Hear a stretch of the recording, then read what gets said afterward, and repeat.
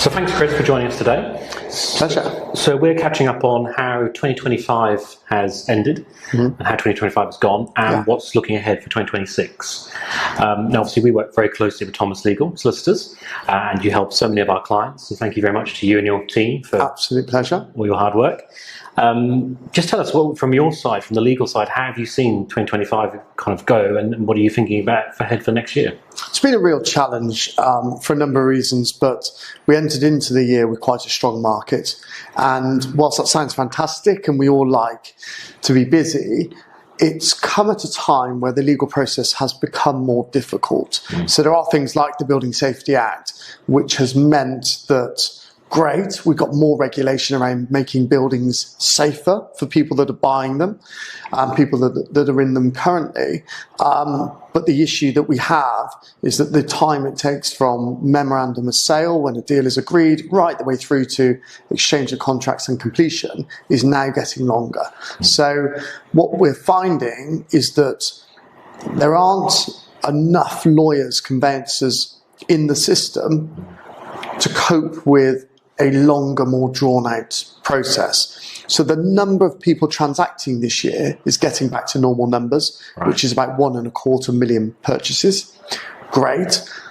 But if the transaction is taking a month longer on average than it was a few years ago, then each lawyer has more clients in their current pipeline that they need to be interacting with on a daily, sometimes multiple times a day. The same with estate agents and mortgage brokers and everything else. And whilst there's lots of talk about technology helping that process, I don't think we're there yet as an industry. And the reason for that is because there are about 4,500 conveyancers or conveyancing firms in the UK right now. And about 3,000 of those are much smaller conveyancing firms, typically older, more established, maybe one man, one woman bands who aren't investing in technology. So whilst there are some firms that have really embraced technology and able to bring in processes that have really helped speed things up, if you have one of those in the chain somewhere, it's still going to be a much slower process. Totally. And I think you touch on AI there, which is quite interesting because we're hearing so much about it in the news at the minute. You know, there's a data center every 2 blocks and we're all going to be taken over by AI. But interestingly, I mean, just day to day in my job, and I'm sure yours as well, there is AI that can assist you. And a lot more of that probably should come forward, but it's not probably going to replace the solicitor, the broker, the estate agent, people like this, because you ultimately do need that human touch. You need someone who's picking up the phone, pushing things through, challenging, supporting, helping. I can't imagine a client of ours getting advice about the mortgage, all the different steps in the process, and they're sat there typing it out onto a computer and hoping that the chat system is going to come back with an answer. And if there's a problem, certainly the chat system isn't going to jump in and call you up or call me. It's just not going to happen. So yeah, I think AI is evolving, but it's not in fear of, I think, replacing a lot of us at this stage. Yeah, and I think a lot of the issue comes from, one, the technology is evolving, but also people are quite slow to evolve. So in schools right now, in senior school right now, and in junior school actually, they're teaching coding. And that just blows my mind. That's wild, because coding is something that could happen through AI.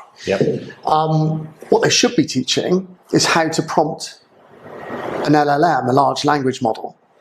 That has to be the most important thing for people nowadays if they're going to use AI, ChatGPT, whatever it is, to understand how to sort their mortgage or how to find their conveyancer or how to understand the house buying process, then you need to know how to prompt it correctly. Correct. So what they should be doing for the youth of today is saying, this is how you use, this technology is here to stay, and this is how you use it. And you know, we're just sort of finding our way through, aren't we? And not just making it up as we go along, but you know, it's a bit of trial and error. Definitely. And you say there about how to prompt it, and I think that goes back often to the experienced professional, you know, your solicitor, broker, etc.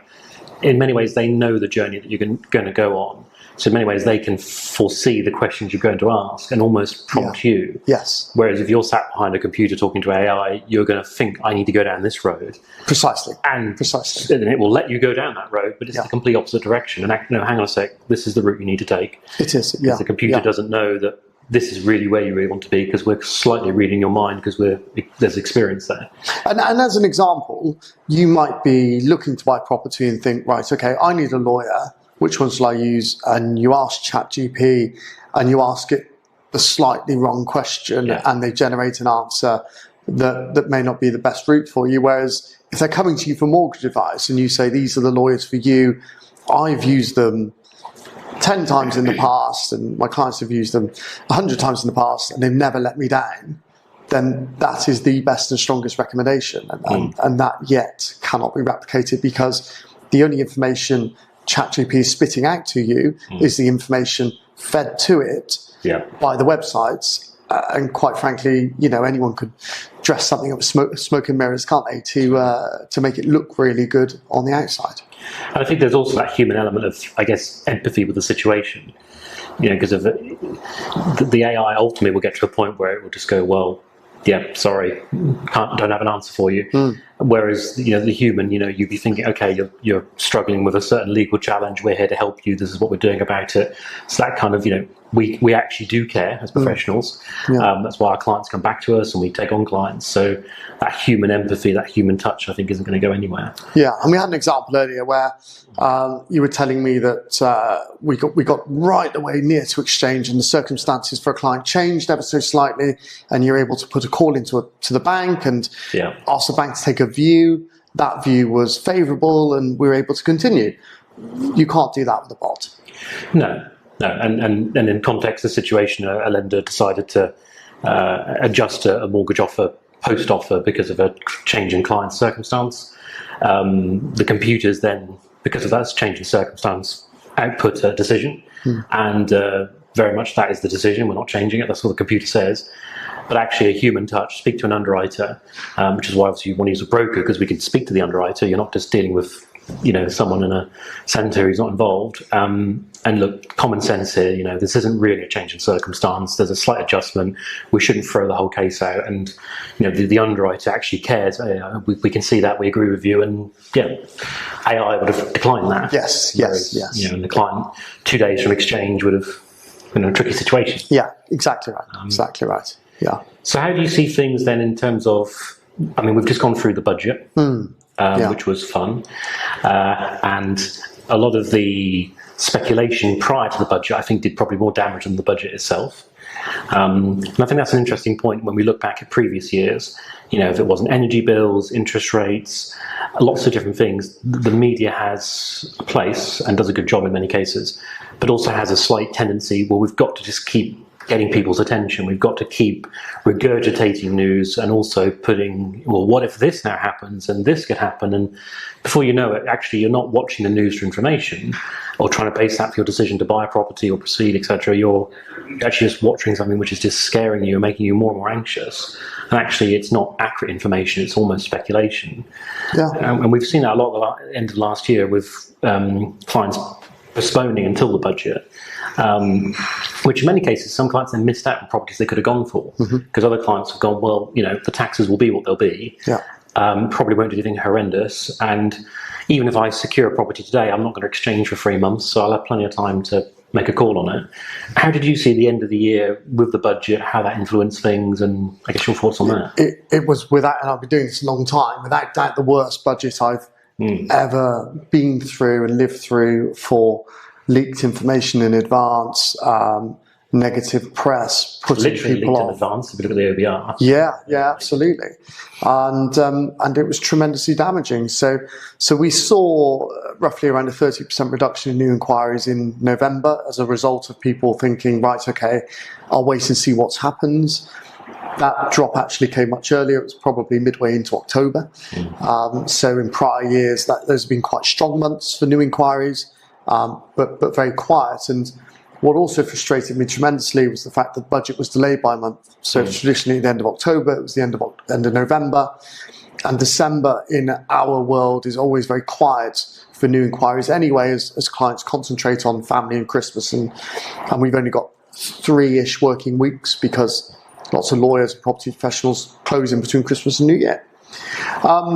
So the delay has meant that actually the Christmas lull was almost 6 weeks early, or longer. Yeah, I agree with that. We've had most of the quarter which we struggled from what was, in my opinion, quite a non-event for property. If you are buying or selling your main residence, not a lot changes. If you're in the £2 million to £5 million plus market, then there are some changes coming in the future. And what that might mean is you'll see lots of properties advertised at 1,995, or if they're over 2 million, they'll be significantly over 2 million. I think when you get to 5 million, I think it'll just be absorbed, and I don't think we'll see a tremendous difference. But there will clearly be an impact on the rental market and on the, I wouldn't even call them professional landlords, maybe entrepreneurs or accidental landlords, people who have 1 or 2 properties on the side. They will be and are absolutely thinking we need to cut back on either our exposure to UK property or certainly put a hold on expanding their portfolio, because now interest rates are still a lot higher than they were 5 years ago. They've got potentially EPC costs and everything else to get their property to a certain standard by 2030. Could be very expensive for some. And now you've got increased dividend tax and increased council tax and all the other things that come along with owning an investment property. It's not very attractive when you can get 4% in the bank. No, it isn't. I mean, as you say, there's a lot of non-events there that have happened, but there's also some tightening in some areas. I mean, when we look at interest rates, they are, if you compare it to several years ago, maybe when Liz Truss was having a bit of fun, they're lower. They are still above the kind of ultra-low levels we saw post kind of financial crisis. Having said that, base rate is still coming down, and we're seeing those reductions. And one thing I always remind clients is you don't need to sit there waiting for Sky News or whoever it is to announce the decision, and all the banks aren't sat there biting their fingernails waiting for the decision. This is priced in months in advance. And even looking at today, the interest rates are already forging a reduction. So I think the key is not to wait. If rates reduce, you can always take advantage of that prior to completion, but you shouldn't be kind of waiting for the rates to come down, because as now they are coming down. It's hopefully, as we go into the new year, budget behind us, rates coming down. Lenders are very much increasing their affordability models at the minute. So, it could be 4, 5, even some 6 times income they're offering. So liquidity is there, rates are low, budget's out of the way. So I guess for 2026, it's looking quite positive. It is tremendously positive. What's happened over the past 18 months, 2 years, is that stock has been building because deaths, divorces, forced sellers, and the buyers just haven't been there as much as they have been in prior years because of the uncertainty, I think, in debt, both ability to borrow and interest rates. But as you quite rightly point out, interest rates now have come down to a level that is so cheap if you look back at the 100-year average. I always thought 3.5% was where we need to be for interest rates, and that's looking tremendously likely for next year. And you can probably get that rate now on a 2-year or close to. So, I think borrowing money is positive. It makes so unencumbered properties make up about 1/3 of the market. Right. The other 1/3 of the market is borrowed money on residential property, and the final 1/3 is buy-to-let. So I think what will happen is you will have some people downsizing in that unencumbered space and downsizing to people willing to borrow money. I think those choosing to borrow money will increase. So those that perhaps could buy with cash are, I think, now starting again to hold off and borrow money where they can, which is good. Mitigate some of the other taxes that might be coming their way, like increased IHT and everything else, and pension tax, which is now enormous. I think next year I'm optimistic anyway, but I'm extremely optimistic about next year for 2 reasons. One, because of all the macroeconomic factors are looking stable stable as they can be. So there's a lot of negativity about it, but when you zoom out, it is quite stable. And the other reason is that I understand that the market never disappears. It only gets delayed. And when we've had 2 months of people holding off, firstly for the budget and then for Christmas, these people will come back. They always do. As I said earlier, 1.25 million transactions in a year is about average. I think next year will peak that average and go slightly north. That's my prediction. Okay, so 2026 is looking very positive. Yeah, it will do. What that will mean for house prices, I suspect. We've seen a very small incremental increase throughout the year, about 1%. I think that house prices next year will remain stable again as that supply and demand starts to even out. The next big wave of demand, and therefore the next big wave of house price increases, will come from money printing and the ability to borrow more and more cheaply. So if base rate continues to decrease next year, I think house prices will go up. Yes, and I think that's a really good point. As interest rates come down, it's normally then property prices then go up with it.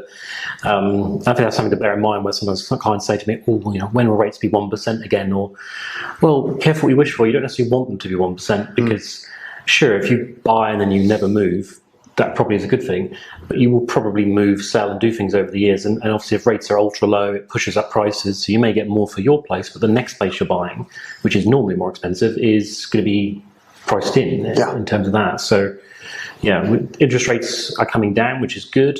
There's a equilibrium, and I think you're right there, around the kind of 3.5%. That feels quite comfortable. Payments are quite comfortable at that level. But much lower than that doesn't necessarily help you because it's going to come back to bite you when you come to move in terms of the purchase price. I think what's crazy is people have already forgotten about how low interest rates were through that 12, 15-year period. So people are now used to, because they've rolled off their 2-year, they've rolled off their 5-year, and they're starting to pay higher rates, or normal rates as I call them now.